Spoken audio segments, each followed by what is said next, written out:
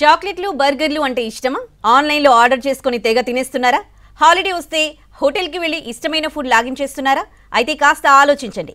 హైదరాబాద్లోని హోటళ్లు, సూపర్ మార్కెట్లలో జరిగిన టాస్క్ ఫోర్స్ దాడుల్లో నమ్మలేని నిజాలు బయటపడ్డాయి. కాలం చెల్లిన వస్తువుల అమ్మకంపై ఫోకస్ పెట్టారు.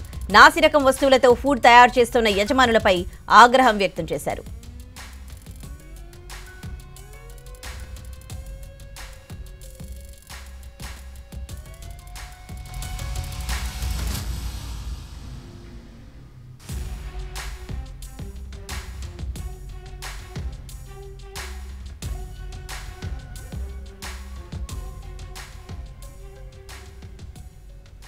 హైదరాబాద్లో ఫుడ్ సేఫ్టీపై టాస్క్ ఫోర్స్ ఏర్పాటు చేశారు. ఫుడ్ సేఫ్టీ కమిషనర్ 3 సభ్యుల బృందంతో నెల రోజులుగా వివిధ ప్రాంతాల్లో శాంపిల్స్ సేకరించారు. నాణ్యతా ప్రమాణాలు తీసుకుంటున్న చర్యలపై ఫుడ్ సేఫ్టీ సీనియర్ ఆఫీసర్ బాలాజీతో మా ప్రతినిధి Radhika face to face. Telangana రాష్ట్ర ప్రభుత్వం ఫుడ్ సేఫ్టీ పైన దృష్టి మళ్లించింది. ఇప్పటికే జిహెచ్ఎంసీ అట్లాగే రాష్ట్ర ఆరోగ్య శాఖకు సంబంధించిన అధికారులు ఫుడ్ సేఫ్టీ పైన దృష్టి పెడుతూ ఇటు టాస్క్ ఫోర్స్ బృందాన్ని ఏర్పాటు చేసి ఫుడ్ సేఫ్టీ సీనియర్ అధికారి బాలాజీ గారు ఉన్నారు.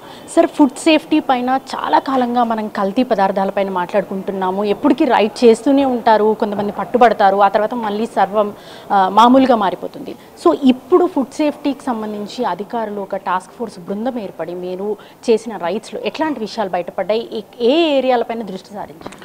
ఇది ఆ ఏరియా ఈ ఏరియా అని కాదండి, మొత్తం జిహెచ్ఎంసీ కమిషనర్ వారు జిహెచ్ఎంసీ పరిధిలోని ప్లస్ కమిషనర్ ఫుడ్ సేఫ్టీ వారు ఉన్నారు స్టేట్కి, తెలంగాణకి.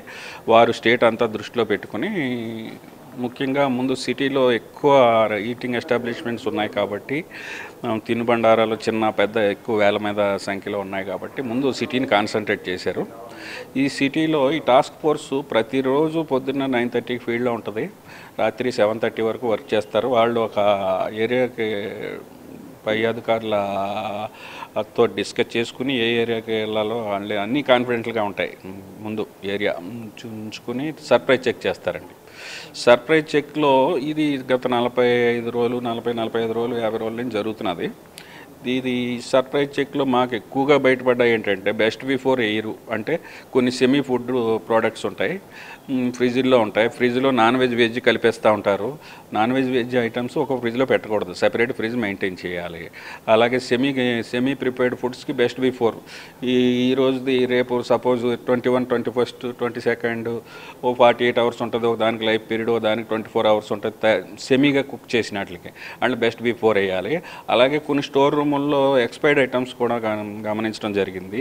వాటిలన్నింటినీ ఇమీడియట్గా డిస్కార్డ్ చేయడం జరుగుతుంది, వారి మీద కేసు కూడా ఫైల్ చేయడం జరుగుతుంది.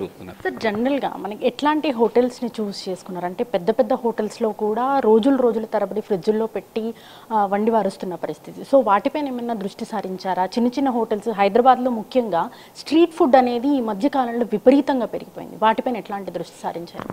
స్ట్రీట్ ఫుడ్ ముందుగా వస్తే మా ఉద్దేశం కానీ గవర్నమెంట్ వారి ఉద్దేశం కానీ చిన్న వ్యాపారస్తుల్ని వారికి రెగ్యులర్గా ట్రైనింగ్ ఇవ్వాలని ఒక కాన్సెప్ట్ పెట్టుకుందండి. చట్టం కూడా అదే చెప్తున్నది.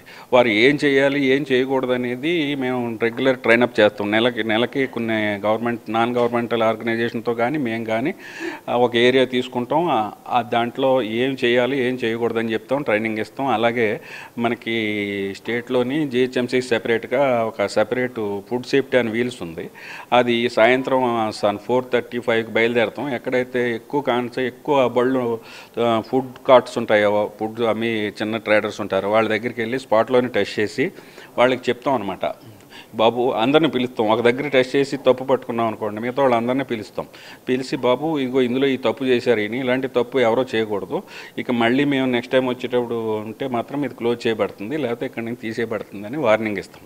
కుళ్ళిపోయిన కూరగాయలు లేకపోతే సరిగ్గా హైజీనిక్గా వాడని ఇష్యూ ఇవి వంటగదులు, అవన్నిటిపైన ఎట్లాంటి చర్యలు ఉండబోతున్నాయి? ముఖ్యంగా అట్లాంటి హోటల్స్కి మీరు ఎట్లాంటి వార్న్ ఇవ్వడం జరిగింది?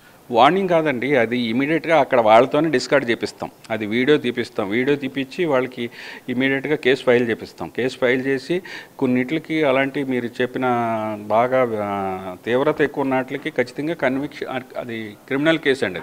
దాన్ని చూసి మిగతా వాళ్ళు కూడా భయపడతారు, తప్పు చేసిన వాళ్ళు భయపడతారనే ఉద్దేశం మాది ప్రజారోగ్యం దృష్ట్యా.